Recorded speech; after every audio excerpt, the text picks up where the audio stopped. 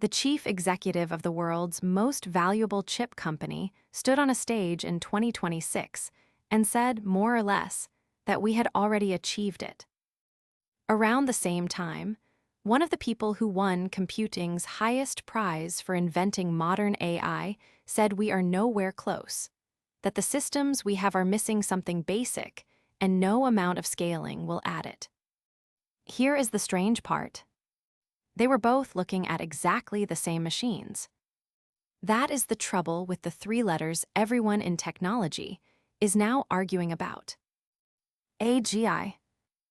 Artificial General Intelligence. It is the most important phrase in the industry, the thing trillions of dollars are chasing, and there is no agreed definition of what it actually is. So today, the honest question under all the hype: what is AGI, and would we even know it if we built it? Start with the word doing all the work, because it is not artificial and it is not intelligence. It is general. Almost every AI you have ever used is narrow. It is superhuman at exactly one thing and useless 1 inch outside it. The engine that beat the world champion at Go could not play checkers, or tell you why it moved, or do anything at all but go. A protein folding model can predict shapes that won a Nobel Prize and cannot add 2 numbers. Even the chatbot on your phone, which feels general because it will talk about anything, is really a very wide, narrow system, brilliant at predicting plausible text and quietly hopeless at things a child finds trivial.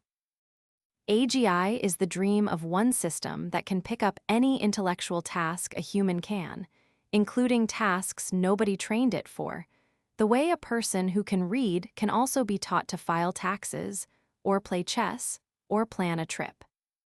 The generality is the whole game. And generality is exactly the thing we cannot measure.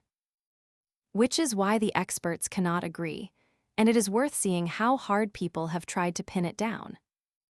Google DeepMind, in 2023, proposed a whole ladder: 5 levels of AGI from emerging to superhuman, defining a competent AGI as one that outperforms half of skilled adults across a wide range of non-physical tasks. The researcher Francois Chollet went the other way and argued we have been measuring the wrong thing entirely. Intelligence is not how many tasks you can do, it is how efficiently you can learn a task you have never seen. He built a test called ARC-AGI out of little visual puzzles a child can solve and the most powerful models, for years, mostly could not. And in 2023, Microsoft researchers published a 150-page paper titled Sparks of Artificial General Intelligence, arguing that GPT-4 could be seen as an early, incomplete version of the real thing. The paper was serious. It was also immediately accused of hype, partly because the company had a large commercial stake in the answer. 3 respected attempts to define AGI, 3 different definitions, and that is the optimistic reading. There is one more way people try to pin it down, and it sidesteps the philosophy entirely. Define AGI by its economic impact.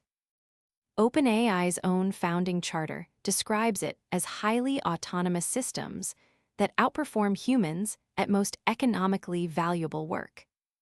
It is a clever move because it stops asking what the machine is and asks only what it can replace.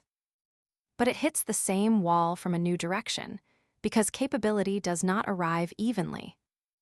Researchers now have a name for this: the jagged frontier. In a 2023 study, scientists at Harvard Business School, working with hundreds of real management consultants, found that today's AI is a genius on one task and useless on a near-identical one, with no clean line between them. The same model that drafts a brilliant strategy memo will confidently fumble a simple logic puzzle 1 step to the side. Its abilities are not a smooth rising tide, they are a jagged coastline, dazzling peaks right next to baffling gaps, and the gaps are never quite where you would predict. This is the real reason people argue past each other about whether AGI has arrived. The optimist points at the peaks, the skeptic points at the gaps, and they are both looking at the same model. A truly general intelligence would not have a jagged frontier at all. It would be reliably capable across the board, the way a competent adult is. The fact that our most powerful systems are spiky, superhuman in one place and helpless an inch away, may be the clearest evidence we have that whatever they are, it is not yet general. Now the catch, and it is the most revealing thing about this whole debate. The target keeps moving, and it always moves the same way. For decades, we named the thing that would prove a machine could really think. Beating a grandmaster at chess. We did that in 1997 and immediately decided chess was just brute force search, not real thinking. Winning at Go, far too intuitive for a computer. Done in 2016 and reclassified as a narrow trick. Holding a fluent conversation, passing the Turing test that was supposed to be the finish line. Today's models sail through it, and we shrugged and said the test was always too easy. Every single time a machine does the thing we said only real intelligence could do, we cross it off the list and say that was not it after all. AGI, in practice, has come to mean whatever computers cannot do yet. It is less a destination than a horizon, and a horizon moves away from you as you walk toward it. There is a deep reason the easy-sounding parts stay out of reach, and it has a name: Moravec's paradox.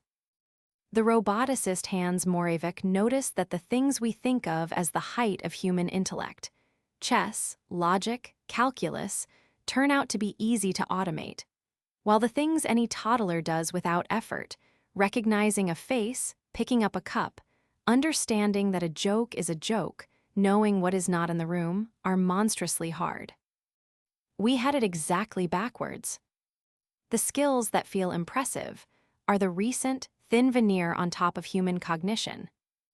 The skills that feel trivial are the product of 1 billion years of evolution, and they are most of what general intelligence actually is.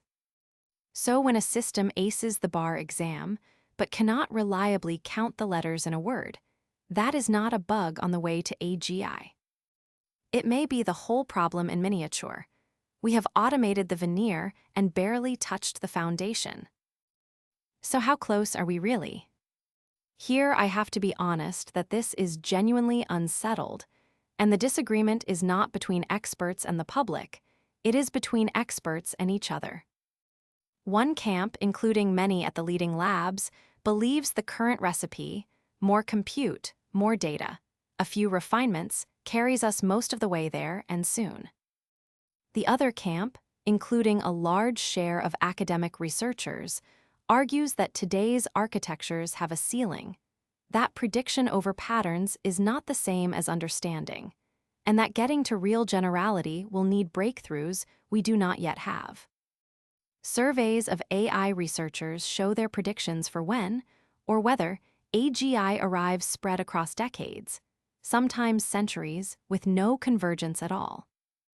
When the people building the technology disagree by that much, the only intellectually honest position is that nobody knows.